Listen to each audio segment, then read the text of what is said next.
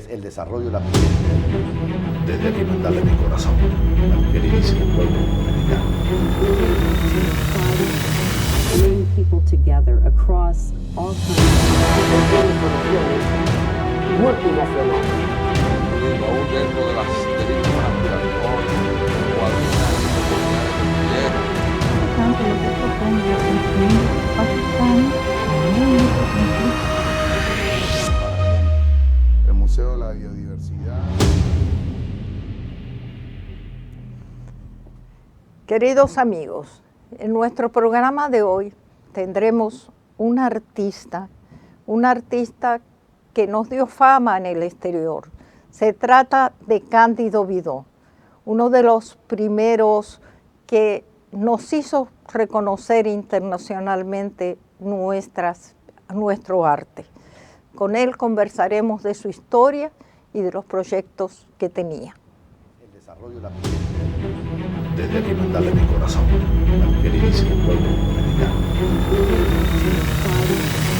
bring people together across all multinacional.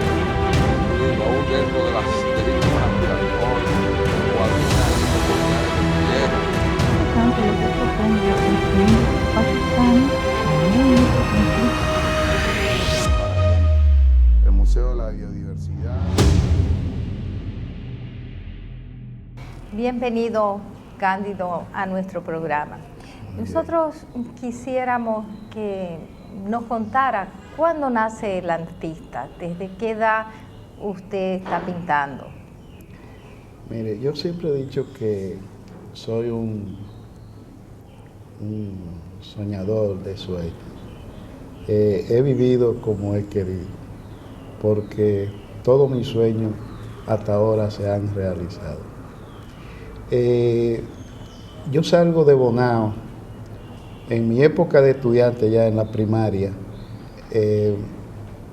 era mi papá un zapatero remendón de una familia muy humilde.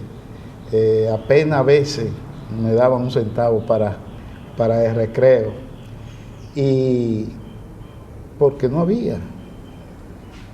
Pero después que murió mi padre, pues mi madre tampoco sabía escribir ni nada, no había ido a la escuela. Entonces éramos 6 hermanos, y después que murió mi padre, pues yo tuve que ayudar a mi madre para la mantención, ayudar con que buscar la comida.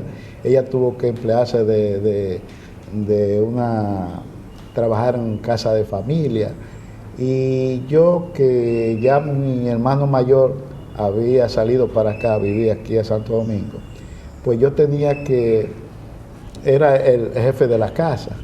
¿Qué edad tenía usted? Yo tenía 12 años. Entonces cuando salía de la escuela, salía a vender helado, o limpiar zapatos, o vender guineo, o vender lo que fuera por la calle, para en la tardecita, si me había ganado 30 centavos, 40 centavos, con eso compraba una libra de arroz, un pedazo de salchichón, y hacer lo que yo le llamo un moro para los demás hermanitos. Mi mamá, que nunca se comía la comida que le daban, porque ella lo que hacía es que la guardaba para llevárnosla a nosotros pensando que no habíamos comido. Cuando ella llegaba, pues ya veía a todos sus hijos que habían comido, y yo veía que ella iba al aposento a darle gracias a Dios que había encontrado que sus hijos habían comido. Bueno, pues esa fue mi historia en Bonao. Yo me ganaba los primeros premios de dibujo porque me gustaba dibujar. Siempre vivía dibujando con pedazos de carbón en la pared, un trozo de papel, de cartón. Pero los viernes era que en esa época hacía trabajos manuales, y entonces todo iba metido, el arte y todas esas cosas. Y yo me ganaba los primeros premios. Pero un día yo dejé la escuela y comencé a vagar buscando tal vez un trabajo para ayudar a mi mamá, ayudar a mis hermanos. Y salí de Bonao, vine aquí, de aquí fui a Puerto Plata, de Puerto Plata volví aquí, de aquí volví a Bonao. Porque bueno, 14 años, no había todavía seguridad de un ¿Y joven. de qué trabajaba en esa época? Bueno, en casa de familia, así de. Y en Bonao tenía un mes cuando una señora me dijo que se había criado en el colegio Serafín de Asís. Y ella se casó y se fue, su esposo era maestro constructor y cuando se estaban haciendo allá Trujillo, haciendo el barrio mejoramiento social y cosas. Y la monja le dijeron, si tú encuentras un muchacho por allá, no lo traes para que sea un muchacho demandado aquí. Ella me vio y me dijo que si yo quería venir para la capital, trabajar en el colegio de monjas, pues yo le dije que sí. Y me acuerdo que un 27 del año, bueno, en el 52, yo vine un domingo en una guagua línea Palais, donde eran unas guaguas amarillas que ya. Y vine a trabajar como muchacho mandado al colegio Serafín de Asís. En el colegio, pues, yo no podía penetrar en la clase. Había una monja que daba clases de pintura, una monja española, pero yo lo que era un muchacho demandado. Y yo de lejos la veía a ella impartiendo las clases, pero yo no podía penetrar al curso. Y lo que hacía es que cuando encontraba un pedazo de papel, un pedazo de cartón, yo hacía un dibujo con un lápiz. Y en la azotea del colegio, que ahí tendían la ropa en unos alambres con los palitos estos de tender ropa, pues había una casita donde las sirvientas subían a doblar la ropa, en la tarde la recogían para bajarla a planchar. Esa casita era de madera y yo la llené, las 4 paredes, con los dibujos que yo hacía. Un día le dije a la hermana que impartía clase, Sor Julia, que subiera a ver esto. Digo, ella, bueno, mañana pasado. Y cada vez que me encontraba por los pasillos del colegio, le decía, ¿cuándo usted va a ver los dibujos? Y ella me decía, yo te aviso. Y un sábado me dijo, vamos a ver los benditos dibujos para que tú me dejes tranquila. Y subimos, y cuando ella vio aquellos dibujos allá, todo así atestado, así, yo lo pegaba con 4 clavitos eso de los zapatos. Me compré una cajita de clavos, eso que usaban para la tachuela de los zapatos y un martillito. Y ella se quedó asombrada. Y me dijo que iba a hablar con la Madre Superiora para ver cómo me conseguía la tarde libre y yo fuera a Bellas Artes. Estoy hablando del año 53 por ahí, o 54. En Bellas Artes quedaba donde estaban las Casas Reales. Ahí estaba el conservatorio y la Escuela de Bellas Artes. Pues yo comencé en el 55. Ellas me dieron la tarde libre y yo iba toda la tarde. Cuando eso, el director de la Escuela de Pintura era el pintor Vela Zanetti, que murió hace un tiempo.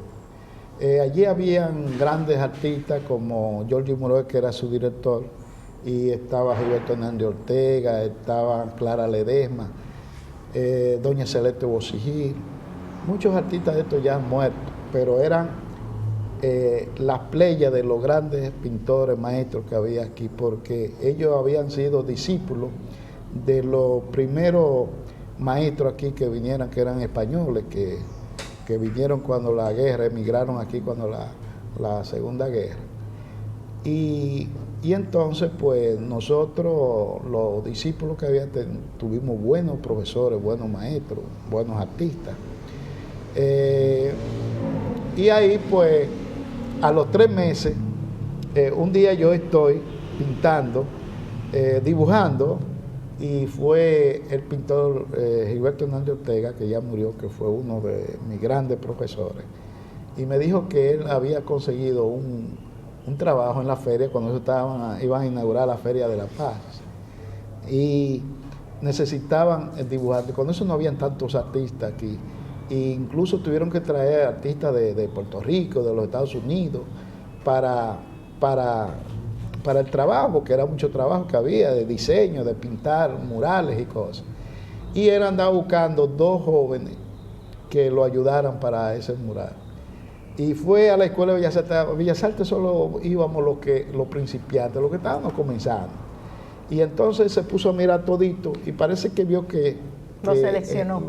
Dice, bueno, mira, yo quiero que tú digas, bueno, yo trabajo donde la monja, y ellas me dan la tarde libre. Dice, pero habla con ella para que te den por lo menos 3 o 4 mañanas, que nosotros en una semana pintamos ese mural.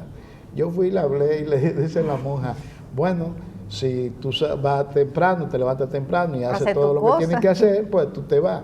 Bueno, a las 5 de la mañana yo estaba en los mercados comprando todo lo que había que comprar carne, pan, leche, muchísimas cosas.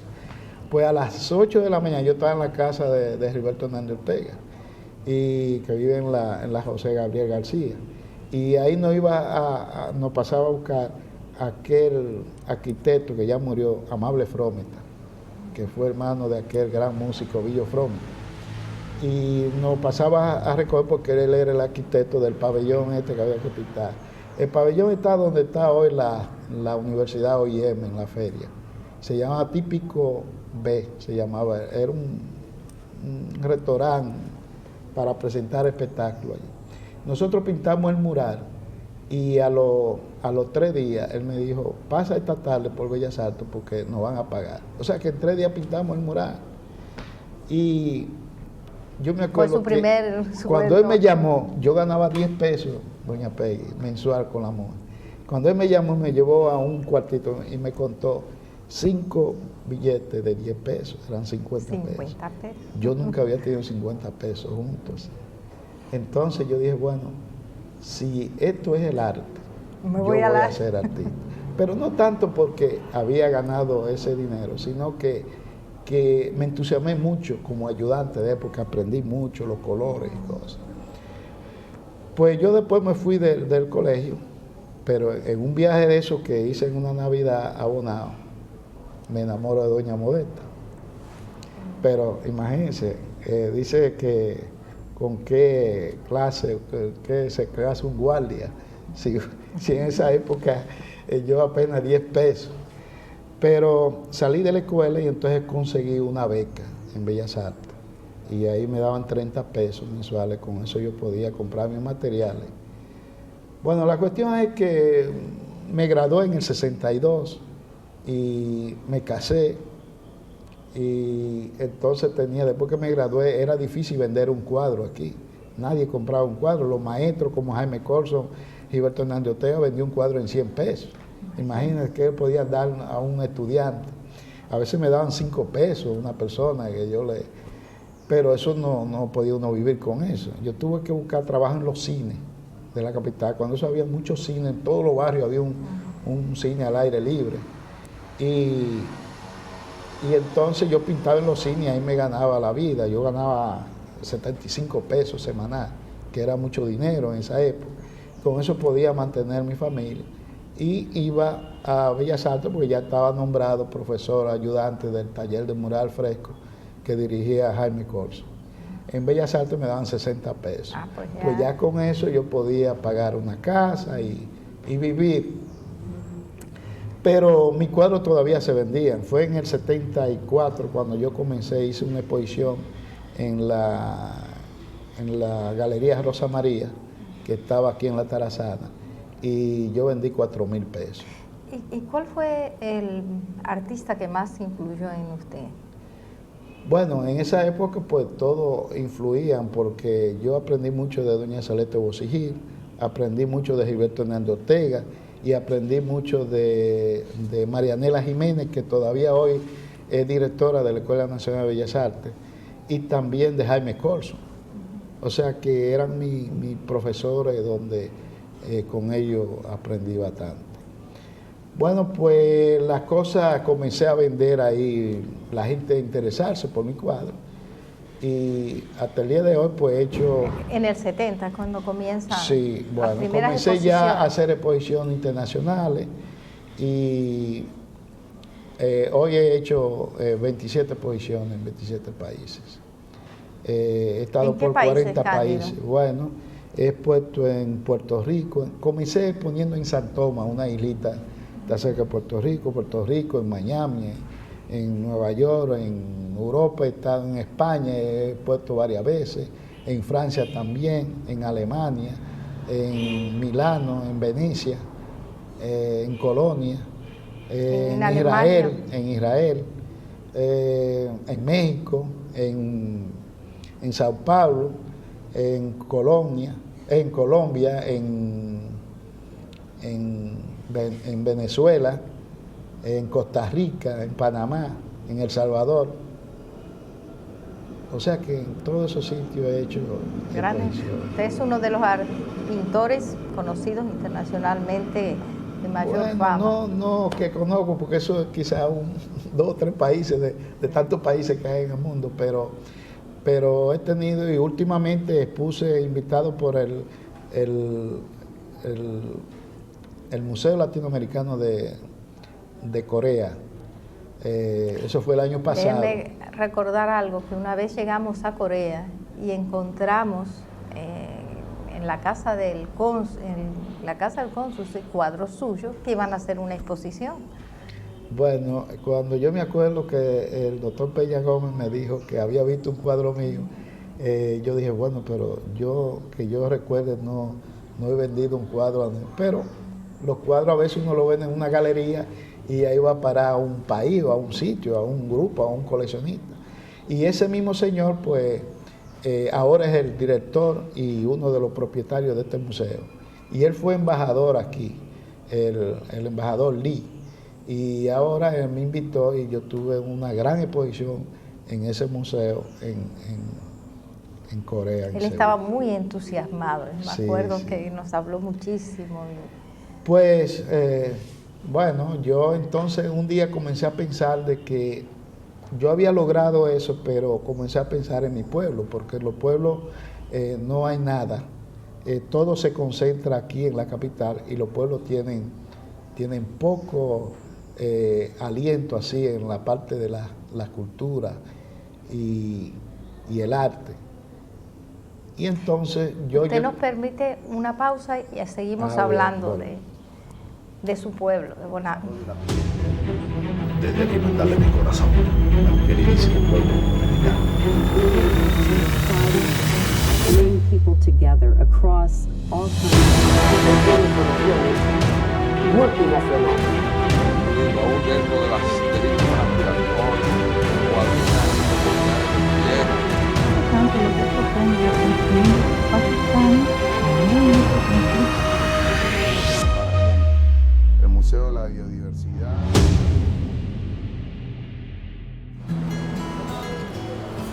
Desde Madrid no dejo de pensar en mi familia allá. Yo quiero que estén cómodos. Por eso yo le dije a mami que descargara Yava, una app especial para recibir remesas. Es fácil de usar y le permite tener su dinero seguro y disponible cuando lo necesite. Si quiere efectivo, lo retira en cualquier sucursal, un cajero automático mediante código cash o subagente del Banco Popular. Desde la misma app puede pagar sus servicios y recargar su teléfono sin salir de su casa. Yava es la forma más cómoda de recibir tus remesas. Aunque esté lejos, tengo la tranquilidad, como si estuviera allá. ¡Mamá! ¡Mamá! Desde lejos, estamos a tu lado. Popular, a tu lado siempre. Celebremos juntos 96 años con todo a tu alcance. Televisor LED Dimension 50 pulgadas 4K Smart 18,995. Nevera Frigidaire Side by Side 15 pies 44,995. Aire acondicionado Inverter Dimensions 12,000 BTU 19,995. Ofertas válidas hasta el 31 de octubre del 2025. Plaza Lama, la super tienda. Cada gota es una bendición que alegra nuestra vida como una canción que brinda a la familia la oportunidad de mantener viva la esperanza de avanzar. Cada uno de nosotros está dispuesto a hacer su mejor esfuerzo para que el agua llegue a ti siempre. Corporación del Acueducto y Alcantarillado de Santo Domingo, CAS. Desde aquí mandarle mi corazón al queridísimo pueblo dominicano. Bring people together across all countries. Multinacional. y aún dentro de las derechos naturales, igualdad, Tanto lo que propone la Constitución Pakistán como en nuestro conflicto. El Museo de la Biodiversidad. Cuéntenos, Cándido, de su pueblo ahora. Bueno, yo después que duré 16 años de profesor de Bellas Artes, un día dijo, bueno, yo tengo que buscar mi propio camino y monté una academia. En esa época era la academia más grande que había aquí de arte, de la pintura. ¿Aquí o en Bonao? Aquí, no, aquí. Pero después de 10 años, a veces había muchos problemas porque no venía un profesor y tocaba una clase. Y yo estaba en mi taller, me llamaba mi señora, decía, mira, no vino el profesor tal. Yo tenía que dejar todo y salir para venir a reemplazar a ese profesor. Y eso hizo que yo fuera dejando la academia porque ya me estaba quitando la parte importante mía como artista. Y un día la quité. Bueno, fue 3 años para quitarla porque cada vez que queríamos quitarla ya habían estudiantes que iban a terminar, no querían que la quitaran. Pero un día la quitamos y entonces todo el equipo estaba así, yo no lo toqué porque la casa, como es nuestra, era una casa de 2 plantas. Y todo yo lo dejé, la sala como estaban, con los caballetes, los burritos, todo. Un día me puse a pensar de que a veces iban gente que querían comprarme 3 caballetes, yo le dije que no. Y un día me puse a pensar de que yo debería montar una escuela o donar eso a una escuela de mi pueblo. Porque ya había hecho intentos en Bonao de enseñar, yo iba a veces los jueves a enseñar allí, pero por los días, y habían grupitos de estudiantes, que por cierto hay un pintor joven que se llama Miguel Núñez Polanco, que era de ese grupito. Y entonces, un día hice una reunión allí con la gente que han trabajado en el pueblo, que han trabajado por el arte y la cultura. Hicimos una reunión en un hotel, en el Hotel Plaza Noel, y allí reunimos 500 pesos. La gente comenzó a dar 1 peso, 2 pesos. Y alquilamos una casa que pagaba 350 pesos. Yo busqué un camión y llevé todo el equipo para Bonao. Y allí inauguramos la academia que se llamaba en esa época Escuela Cándido Vidó. Y entonces, pues ahí comenzó todo, una escuelita pequeña con 25 estudiantes, 4 profesores, algunos no lo pagaba el ayuntamiento, otros pues nosotros buscábamos por ahí donde pagarlo, pero 50 pesos, 100 pesos, 200 pesos era. Y ahí comenzó todo. Pues hoy Bonao tiene uno de los centros más importantes en cuanto al arte se refiere, porque muy pocas provincias tienen un centro como el que tiene Bonao. Y esto lo estoy diciendo no porque yo sea uno el fundador de esto, sino que es así porque ahí enseñamos, además de dibujo, pintura, grabado, escultura, música, piano, guitarra, teatro, danza moderna, clásica y folclórica. O sea, es un centro donde hay 350 estudiantes. 50 de estos estudiantes son niños discapacitados, que nosotros también le damos clase allí, porque son niños que nunca tienen la oportunidad de que alguien lo ayude así. Y esos niños me manifestaron que ellos querían estudiar arte. Y ahí están, nosotros le damos todos los materiales. Y este centro hoy, que se llama Plaza de la Cultura, porque conseguimos un terreno frente a la iglesia, que era un parque abandonado, nos lo donó el ayuntamiento, y con ayuda de algunas instituciones como Falcon Bridge, pues nos hicieron el primer edificio, muy pequeño por cierto, y hoy estamos haciendo el segundo edificio, que es un edificio ya más grande, de 3 plantas, y que es el museo que se llama Cándido Vidó.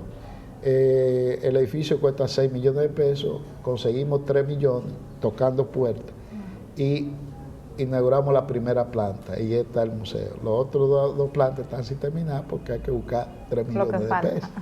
Pero también los niños no tenían espacio. Los niños eran en el patio y cada vez que el sol iba cambiando, le íbamos cambiando los banquitos. Pero como participamos en el concurso Brugal Creen Su Gente, nos ganamos un primer premio, 300.000 pesos, y con eso hicimos un anexo y hoy los niños tienen un espacio donde ellos tienen sus cursos, y además hicimos el taller de danza, que tampoco teníamos sitio donde ponerlo. Y hoy Bonao tiene un centro. No pagan cuota para... Bueno, estudiar. entonces nosotros comenzamos a cobrarle a algunos niños de los que tienen comercio, los que pueden pagar, pero son 75 pesos. Y de eso pagan 100. O sea, 250 los 200 no es gratis. O sea que es un trabajo que lo hacemos para ayudar, porque eso es un patrimonio. La Plaza de la Cultura y ese museo no es de Cándido Vidó. Ese es un patrimonio del pueblo de Bonao. Hemos trabajado con esta fundación para que Bonao tenga su propio patrimonio cultural, y eso es lo que hemos hecho durante estos 15 años, 16 años ya que tenemos trabajando. Sí.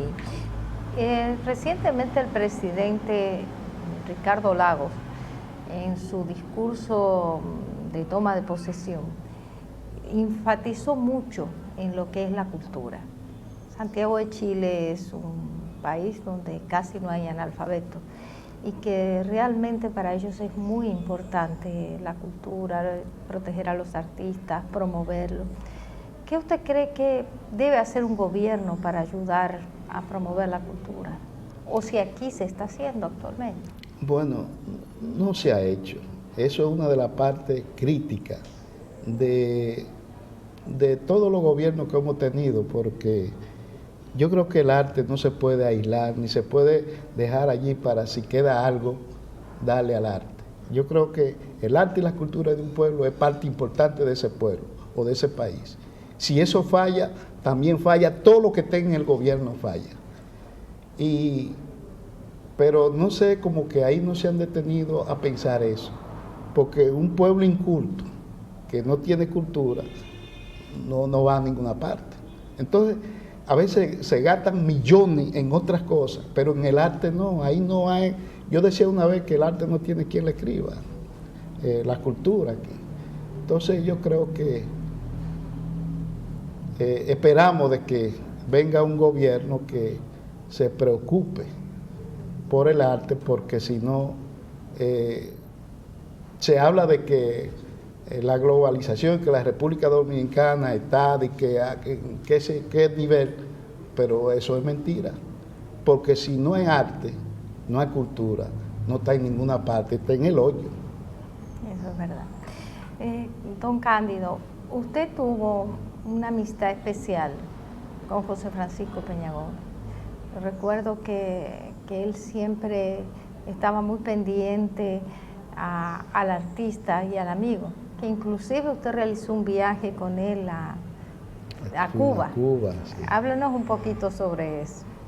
Bueno, nosotros hicimos una gran amistad porque de un accidente de mi hijo que tuvo en el comité del distrito, como nosotros tenemos la galería al frente, mi hijo dejaba toda la noche en el parqueo del comité, dejaba su carro cuando él venía, salía de la discoteca a medianoche, y entonces él conocía el centinela que estaba ahí, y el que cuidaba, y como él lo conocía, pues a veces le traía hasta un sándwich, una cosa. Pero ese día parece que se enfermó el guachimán, y pusieron uno que no conocía a mi hijo. Cuando mi hijo viene, pues el tipo parece que, según dice, se estaba durmiendo, pero al ver el celaje de la luz del carro, el tipo tenía una escopeta en la mano y la apretó, y ya usted sabe. Entonces mi hijo tuvo varios cartuchazos, y yo estaba en Talanquera porque me había ido a pasar 3 días, porque a los 2 días yo iba para esta exposición de Alemania. Y entonces cuando me avisan a Talanquera, por la madrugada yo vengo y me dicen, no, es que está en la clínica. Bueno, pero fue un accidente. Y cuando yo entro a la habitación, para mí fue una sorpresa encontrarme con al doctor Peña Gómez allí, actual decán y otra. Digo, bueno, pero fue un problema político, es lo que yo pensé cuando llegué a la puerta. Entonces mi hijo, que se sentía, aunque con toda la herida, pero me llamó y me dijo, me explicó todo. Y el doctor Peña Gómez, que iba al otro día para un viaje, no sé, a los Estados Unidos, él se quedó 3 días, incluso ni salía de la clínica donde estaba usted también. Yo me acuerdo que un día, estando en la clínica, llegó el profesor Juan Bosch, porque se había enterado de que mi hijo había tenido ese accidente. Y cuando lo subió a todo el decán que estaba abajo, y entonces cuando eso había el problema del doctor Peña Gómez y el profesor Juan Bosch, la enemistad que tenía, pero ahí se encontraron frente a frente y se saludaron. Pero después entonces él me invitó hicimos una gran amistad, y vino una gran amistad porque el doctor Peña Gómez no salía. Cada vez que él salía, lo primero que hacía era que cuando llegaba al aeropuerto, era aquí que él llegaba, a ver cómo está el niño, es decir, y se quedaba aquí varias veces, y se quedaba 2 horas y comenzábamos a hablar. Pues de ahí vino una gran amistad. Y entonces me invitó a este viaje a Cuba, que para mí fue muy importante porque uno se rozó con mucha gente política que yo no conocía y no era ese mi medio. Y también conocimos al doctor Fidel Castro allí, estuvimos en el Palacio, una comida donde él estuvo también, y todo el grupo que nos llevaron a muchísimos sitios, a la Escuela de Arte Dramático, a la Escuela de Cine. Allá estudiaba el hijo de Doña Milagro, sí, Juan, en esa época. Bueno, nos llevaron por muchísimos sitios. Fue un gran viaje que yo siempre lo recuerdo. Y por eso ahora en mi libro, en el último libro que me hicieron en Madrid, ahí hay una foto donde el doctor Peña Gómez me está presentando a Fidel Castro. Don Cándido, ¿por qué en sus obras se refleja siempre más la parte rural que la vida urbana? Bueno, usted sabe que acabo de contarle mi historia de Bonao, y yo nunca he podido olvidar mi pueblo. Sus orígenes. Mi origen, y siempre he tenido presente de dónde vengo. En todo mi tema he metido la parte rural porque yo vi las montañas cuando niño, las montañas, los caballos, los grandes reguíos de arroz que hay a la entrada de Bonao, a la llegada de Bonao, esas montañas que se ven azules. De ahí saco mi paisaje. O sea que mi tema, muchos de ellos siguen siendo de mi pueblo. Y siempre me ha gustado eso, lo de las aldeas. Yo usaba mucho el tema de las aldeas, porque yo podría decir que mi pueblo es una aldea, aunque ya es una ciudad. Ya es una ciudad. Pero esa parte rural es muy importante para mí. Y por eso la llevo a mi cuadro. Pero cuando un artista sale de la academia, busca su propia personalidad. Yo me acuerdo que una vez, siendo yo estudiante ya de término de la Escuela Nacional de Bellas Artes, vino un gran crítico de los Estados Unidos a dar una charla aquí. Y mi profesor en esa época era Jaime Corso. Y este crítico, yo me paré, porque hablaba de la personalidad de cada artista, y yo me paré y le pregunté que si acabado de graduar un joven de una academia podía tener su propio estilo, su propia personalidad. Y él dijo que no. Este crítico se llama Gómez Sicre, que fue uno de los críticos que trabajó muchos años en la OEA, en la parte cultural. Él dijo que no, porque eso es a través del tiempo. Eso lo hace el trabajo y el tiempo que va llevando a uno a tener su propia forma, su propia personalidad. Entonces yo me puse a estudiar un poco los pintores naif, porque a mí me gustaba mucho, cuando voy a una librería, yo voy, lo primero que hago ahí, donde están los libros de los niños infantiles. Eso es lo primero para mí, porque me fascina leer los libros de cuentos y ver los diseños. Entonces, quizás porque tantos años he dado clase a niños, grupo de niños, y eso para mí era muy importante. Me puse a pensar cómo son los niños, la ingenuidad de los niños y los pintores naif que no usan perspectiva porque no saben, te colocan todo en un primer plano.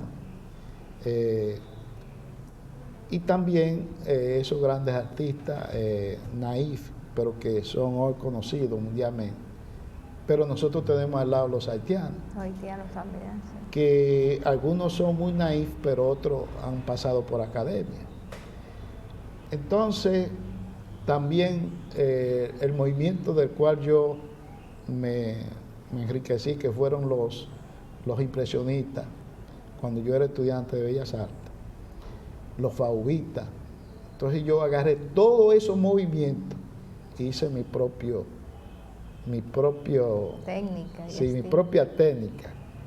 Y por eso se ve mi figura un poco melancólica, se ve un poco naif. La gente dice que yo soy un pintor popular, un pintor naif, pero eso a mí no me importa. Lo importante es lograr la obra y que la obra, realizarla, no importa si la ponen, porque en realidad yo no soy un pintor intelectual, no soy un pintor que pienso en ese momento, yo pienso en mi aldea o en mi pueblo o en la parte rural de mi pueblo. Y por eso yo tengo ese estilo que yo creo que me ha dado resultados, porque es una cosa que la hago yo, porque hay muchos artistas que copian de movimientos extranjerizantes. No, yo hago lo que yo he visto aquí y lo que hago, y es una pintura completamente dominicana. Lo que yo llevo al extranjero, la gente quiere ver lo que se hace aquí. Pero a veces en el extranjero la gente no quiere ver lo que ven en otro sitio y que lo está haciendo otro país. No, vamos a ver lo que está haciendo la República Dominicana, aunque sea ese estilo de pintar. ¿Y los colores? El color azul siempre está en todos. Bueno, yo siempre me gustó el azul desde niño. Y cuando entré a la Escuela de Bellas Artes, que ya comenzamos a colorear, yo retomé ese color y lo usaba porque a veces tal vez no tenía que usar tanto azul, pero para mí era de mucho agrado usar esa parte del azul, que por cierto, después que salí graduado de la Escuela de Bellas Artes, yo solo uso un tono azul, que es el azul ultramar.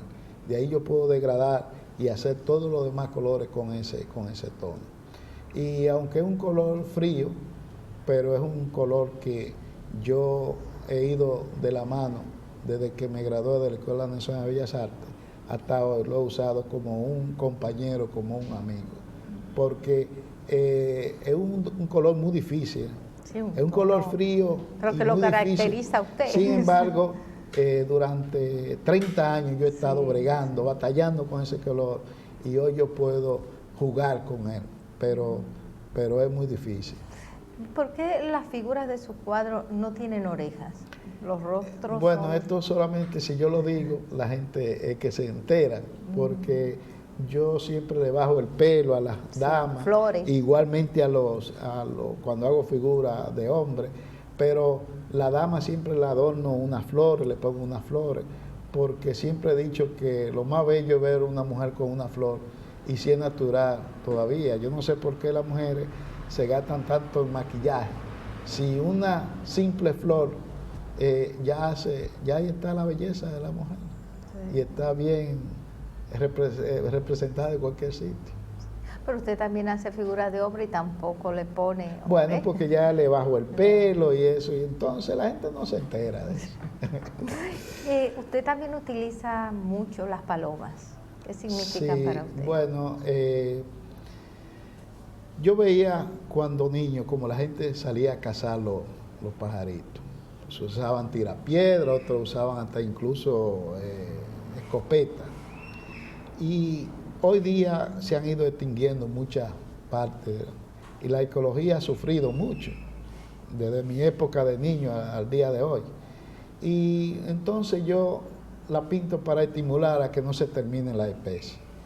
Pero grandes artistas como Braque, Picasso pintaron el tema de la paloma, pintaron muchos temas, o sea que yo no estoy inventando, eso ya lo hicieron otros artistas, pero es un tema bello porque es bello oír cantar los pájaros, verlos volar, hay una libertad extraordinaria en eso y entonces esa es la parte que me llena a mí para pintar este tema porque yo creo que la libertad es lo más grande para un ser humano.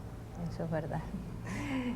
Cándido, ¿cuál es la nueva generación de pintores que usted cree que son los más importantes en la actualidad? ¿Cuáles son los jóvenes que bueno, hoy se han destacado? hay tantos artistas porque yo le digo, en mi época se podían contar, cuando yo me gradué se podían contar los artistas que había. Uno decía, hay 50, pero hoy hay miles. Entonces hay muchos artistas muy buenos y jóvenes con mucha promesa que tienen mucho valor dentro del arte. Pero yo no quisiera mencionar nombres porque si dejo alguno, van a decir, bueno, Cándido Vidó mencionó a fulano Perencejo, no hablo de Sutanejo, pero hay muchos jóvenes aquí que ellos de seguir el trabajo que han hecho, la República Dominicana podría estar siempre bien representada con eso. ¿Usted cree que hay futuro para la República Dominicana en el arte? Yo creo que la República Dominicana es uno de los países del área que más ha producido artistas y muy buenos, de todos los países del área. Nosotros mismos tenemos un joven en Bonao que es una promesa. Pero digan nombre. Bueno, se llama Cristian Tiburcio. Sí. Este joven, aunque otros se han graduado ya más de 15 estudiantes. Y ha sido también una misión mía buscarle trabajo también a esos estudiantes, porque no es que aprendan allá en el centro de la cultura de Bonao, sino también buscarle qué hacer a estos muchachos. Entonces, un grupo de ellos, 5 o 6, son profesores allá. ¿En la misma escuela? En la misma escuela. Y otro, yo dirijo la Escuela de Arte Plástica de la Fuerza Aérea, que es una escuela muy grande de arte plástica con 8 profesores. 5 de esos profesores son 5 estudiantes que se graduaron allá, son los profesores ahí. O sea que le he buscado también la parte donde ellos puedan vivir, ganar algo, porque no solamente salir de la escuela, hay que buscarle esa otra parte a esos jóvenes. Entonces, este joven es uno de los más sobresalientes, Cristian Tiburcio, y yo me siento muy contento porque en la escuela han salido 15 jóvenes que hoy se ganan la vida, son pintores y muchos de ellos profesores, y eso es lo más importante para mí, que ellos, estos jóvenes que cuando los conocí andaban por esa calle de Dios, hoy se ganan la vida como artistas. Pues acabamos de conversar con un verdadero artista, una autoridad en la materia, y realmente quiero decir esto porque las primeras palabras de Cándido dijo, yo he hecho siempre lo que he querido, y eso es lo que hace un artista. Mi padre también siempre decía que había hecho lo que quería, y es realmente cuando un artista puede demostrar si en su vida realiza lo que él quiere. Muchísimas gracias por esta entrevista, realmente nos sentimos muy satisfechas que usted haya estado con nosotros. Desde la hermandad de mi corazón, al queridísimo pueblo dominicano. Bring people together across all multinacionales. Y aún dentro de las derechos naturales, o algunas Tanto lo que propone Pakistán, el Museo de la Biodiversidad. Cándido Vidó falleció en el 2011, nos dejó su historia, nos dejó su fundación que sigue promoviendo el arte y enseñando sobre todo a los más jóvenes. Gracias y hasta la próxima. El desarrollo de la Desde aquí mandarle mi corazón al queridísimo pueblo dominicano. Bring people together across all multinacional. Y aún dentro de las